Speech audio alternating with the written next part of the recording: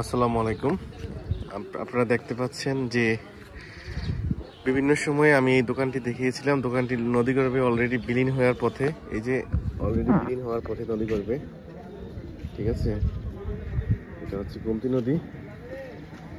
এই নদীগর্ভে অলরেডি বিলীন হওয়ার পথে এই দোকান, ঠিক আছে।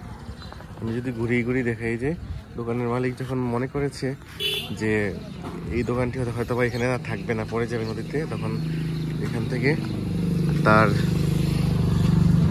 জানালা ভেঙে বাড়িতে নিয়ে যেতে চেষ্টা করেছে এবং দরজা ভেঙে নিয়ে যাচ্ছে, ঠিক আছে। কারণ তারা কনফার্ম যে দোকানগুলো থাকবে না, হয়তো পড়ে যাবে।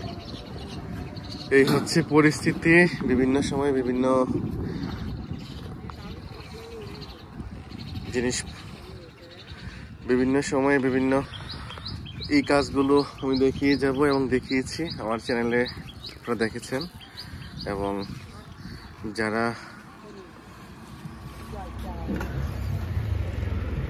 এই কাজগুলো আরো ভালো করে দেখতে চান, বিভিন্ন সময় আমি দেখাবো। আমার চ্যানেলটা সাবস্ক্রাইব করে পাশে থাকবেন।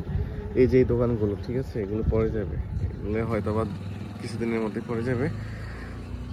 তবে আল্লাহর কাছে দোয়া করি এই দোকানগুলো যেন আল্লাহ সেভ করে, নিরাপদে করে, আল্লাহ চাইলেই পারে। এই যে দোকানগুলো সেভ করার জন্য এই যে দেখতে পাচ্ছেন যে এখানে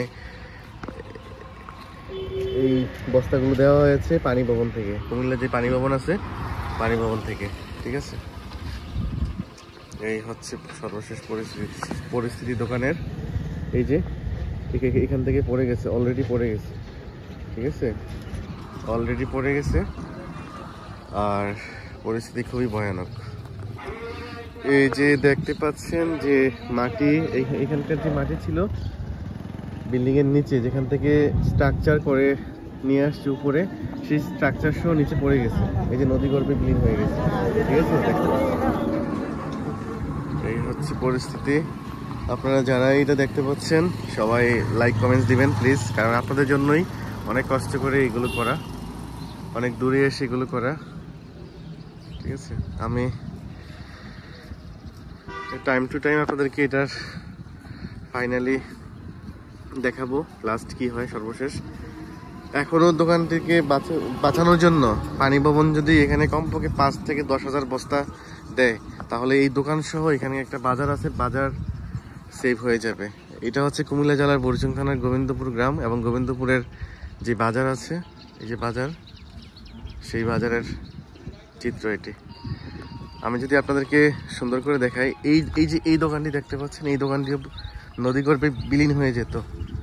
এই যে এখানে 3,000 মতো বস্তা দিয়েছে, এই বস্তার জন্য এই দোকানটি সেভ হয়েছে। আর সবচেয়ে বড় বিষয় হচ্ছে এই যে এই তাল গাছটি দেখতে পাচ্ছেন নদীতে, নদীর মধ্যে একটি তাল গাছ দেখতে পাচ্ছেন, এই তাল গাছ, ঠিক আছে। এই তাল গাছটি কিন্তু এখানে ছিল, এই যে এখানে ছিল, এই যে এখানে ছিল, যেখান থেকে এই যে মাটি দেখা যাচ্ছে, এই মাটির সহ তাল গাছ নদীগর্ভে পড়ে গেছে, ঠিক আছে। দর্শক, কাজগুলো ভালো লাগলে চ্যানেলটা সাবস্ক্রাইব করে পাশে থাকবেন। আর এখানকার সর্বশেষ আপডেট আমি জানাবো আপনাদেরকে। ভালো থাকেন। আসসালামু আলাইকুম।